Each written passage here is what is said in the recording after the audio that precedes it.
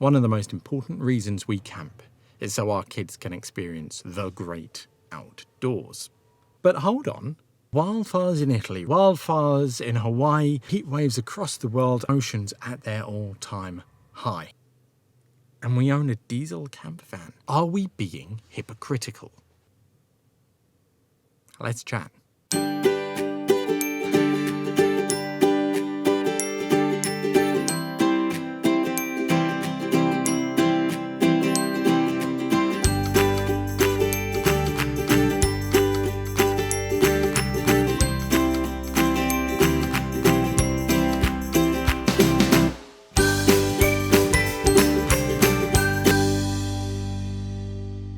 Firstly, I wanted to say a thank you to each and every one of you who gave feedback on our last couple of videos. Now, we're brand new to YouTube, but your feedback has been instrumental, so really a big thank you to every one of you. Now, the biggest bit of feedback we got was background music. You didn't like it.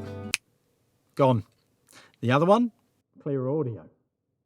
Done. Here's another campervan chat.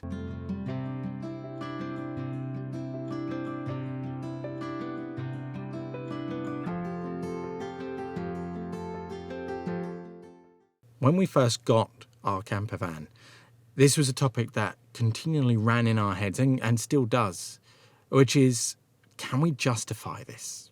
Are we right to? And are we prioritising our kids' childhood now over their future? We all leave a carbon footprint, whether it's eating steak or boiling the kettle for a tea. It's unavoidable, not just in daily life, but just in general. It is unavoidable, but what we can do is limit it. One of the biggest contributors of carbon footprint for us as individuals are our vehicles. So when producing a vehicle, there's a number of elements that total up to the carbon footprint. Obviously, you've got the raw materials themselves and extracting those from the earth.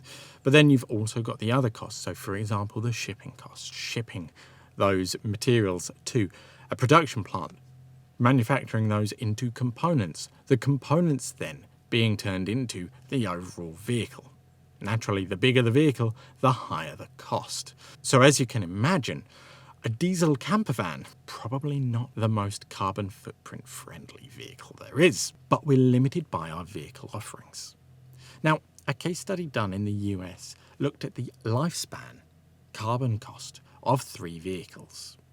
Those were Tesla Model S, BMW 7 Series, and a Mitsubishi Mirage.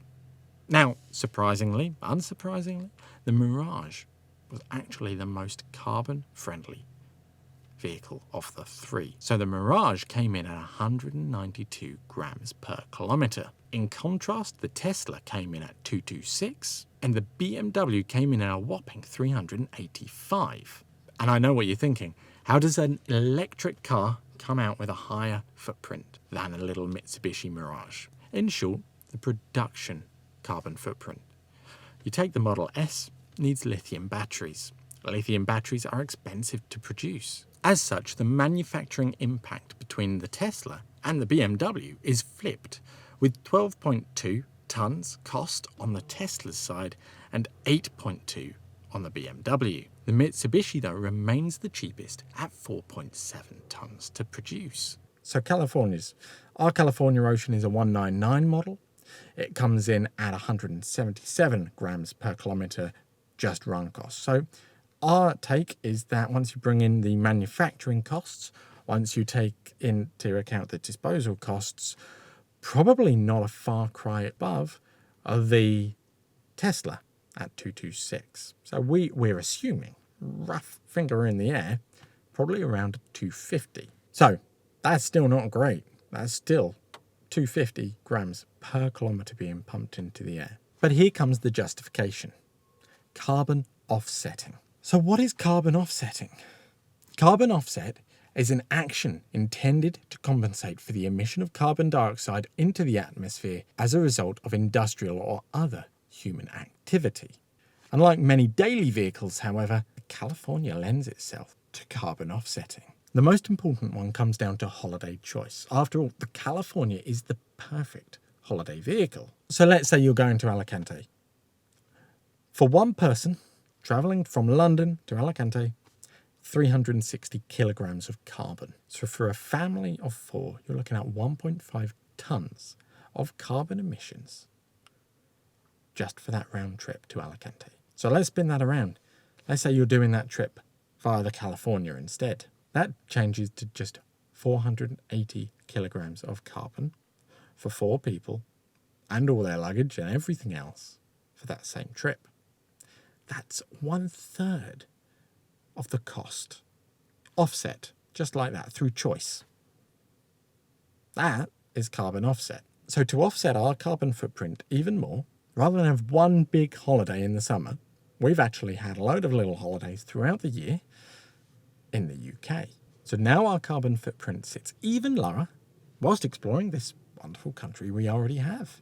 So that's 1 tonne of carbon saved just by changing where we go on holiday. And rather than go abroad, rather than flying off somewhere, staying in the UK. So within a couple of years, we would have substantially overtaken the carbon saving we would have made going electric by having a diesel. Coupled with that is the shelf life of a California or camper van in general. They're commercial vehicles. They are built for long lives, high mileage. This isn't going to the scrap heap anytime soon. You take an electric vehicle, they have a shelf life on those batteries and they're incredibly expensive to replace. And in doing so, you are then getting additional carbon footprint costs because you're getting new batteries. And to top it off, we also have solar panels on the roof, so we're that little bit more eco. So ideally, the perfect solution would be to walk or cycle everywhere we go, but realistically, it can't work like that at the moment. But hopefully our choices and our justification are enough that we can continue to use our camper van, knowing that we're limiting our impact. So the real question for us is whether there's a couple of game changers coming down the line with the T7 hybrid or the ID Buzz and their California equivalents when they come out. So what are your thoughts? Are you able to justify your camper van?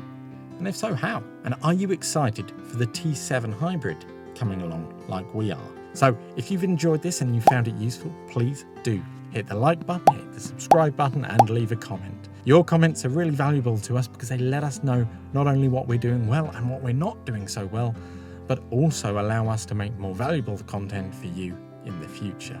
So with that said, thanks for tuning in today and catch you next time. Bye.